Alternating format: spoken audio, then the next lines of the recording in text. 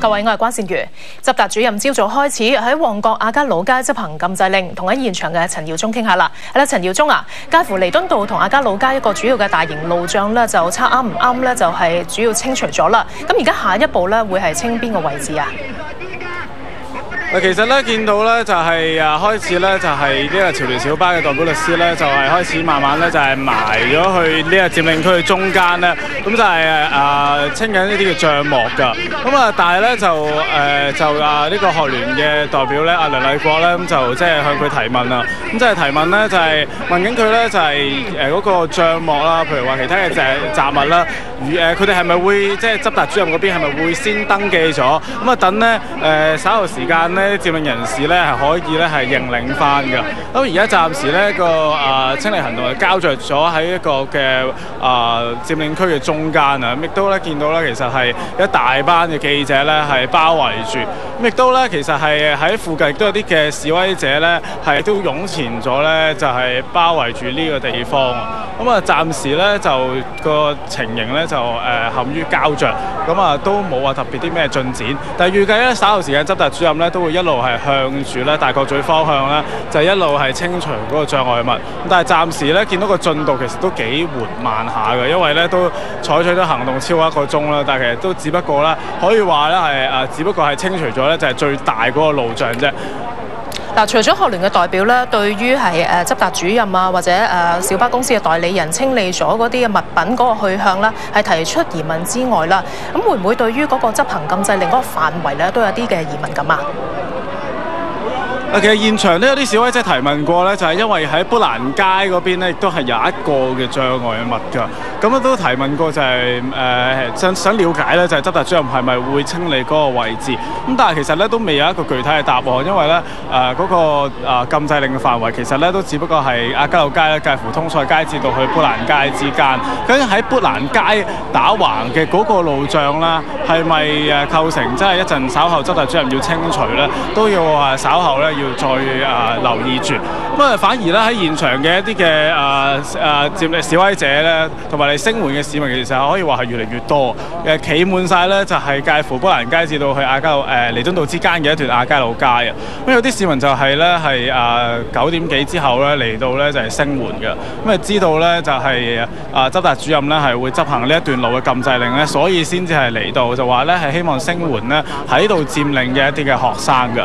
不過咧睇嚟喺現場嘅人就越嚟越多啦。咁而家見到咧執達主任啊同埋代表小巴公司嘅律師咧，想前進去下一個地點咧，似乎都有啲困難咁喎。冇錯，因為現場嘅人咧都實在係幾多下，係麻企滿晒嘅，咁所以咧執達主任同埋即係潮聯小巴方面嘅代表律師陳文琪咧向前推進，可以話都真係相當之困難啦。因為咧越嚟越多咧就係啲示威者嚟到咧就係不滿咧係佔領區咧係以民事嘅方式咧係被清理，咁就覺得咧認為咧呢個方法咧係並唔係話好妥當啊。咁但係佢哋都話咧唔會係作出反抗嘅，咁亦都唔會話特別去阻撓執達主任咧係執行呢個禁制令。咁警方係咪都係喺現場觀察住嗰個情況，冇話主動介入㗎嘛？冇錯啊！而家咧暫時警方咧都係喺外圍咧戒備住，咁亦都咧係有啲嘅警員咧就係拎住啲攝錄機咧就係喺外圍咧就係拍攝住㗎，亦都有啲警員咧係企咗上去咧一啲嘅高台嗰度咧就係監視住，但係都冇咧係走到入去咧佔領區嘅中間嘅。暫時咧喺中間嘅咧都係以示威者啦係佔多數，亦都係一啲嘅執達主任喺中間咧嘗試係清理。而家個清理行動咧，似乎就係膠着住啦。咁清理行動咧，你幫我哋喺現場睇住啦，同你傾到呢一度。執達主任啦，係喺朝早嘅10點幾開始喺旺角亞皆老街執行禁制令，清理障礙物。有佔領人士要求律師解釋禁制令嘅內容。原告人嘅合法代理人，將於現在執行禁制令及展開清除障礙物嘅行動。請遵守法庭嘅命令，立即離開。呢啲卡板係屬於好多市民嘅喎，啲市民係需要去認領。我哋清唔切嘅時候，請問係咪都照樣當垃圾處理呢？我哋已經係有多個足夠嘅時間，係俾大家去離場，亦都係收拾自己個人物件。執達主任再次重申必須執行法庭禁制令，要求在場人士立即離開。佔領人士之後行到旁邊，工作人員開始清理障礙物，包括將一塊塊卡板拆走。今次潮聯小巴嘅禁制令範圍主要集中喺亞皆老街，至於彌敦道嘅障礙物就預計最快聽日先至會清除。有旺角佔領人士話唔會阻撓執達主任行動，會轉移陣地留守。學聯批評潮聯律師同埋執達主任喺現場都冇清晰交代清除障礙物嘅範圍。我喺呢度係睇唔到邊，即係有邊幾個路障係 cover 咗喺個範圍入邊，係其實都唔清楚。咁然之後問佢咧，叫佢數一次，咁個律師係完全無視咗我哋啲問題嘅。我哋應該要企咩位先至唔係阻礙緊執達嚟清除路障咁樣，係咯，即係類似呢一啲，其實係佢都冇答過。點會阻止佢得㗎？啊！如果除非佢有暴力對待我哋，我就一定會反抗。你清我依度亞皆老街啫嘛，我咪退下個咯，佐敦道咯。退咗呢度或者退去太子道，嗰啲冇禁制令啊嘛。行政長官梁振英表示，對警方喺旺角嘅執法行動充滿信心，又表示喺基本法同人大決定嘅框架下，樂意同任何人就政改對話。冼晴峰報導。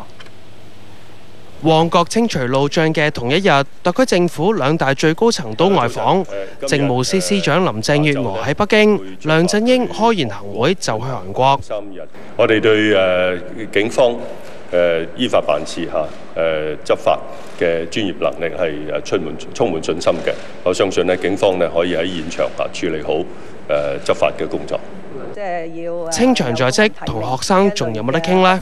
半個月前，林鄭月娥係咁講㗎。我覺得暫時呢，我哋嘅對話空間呢並不存在。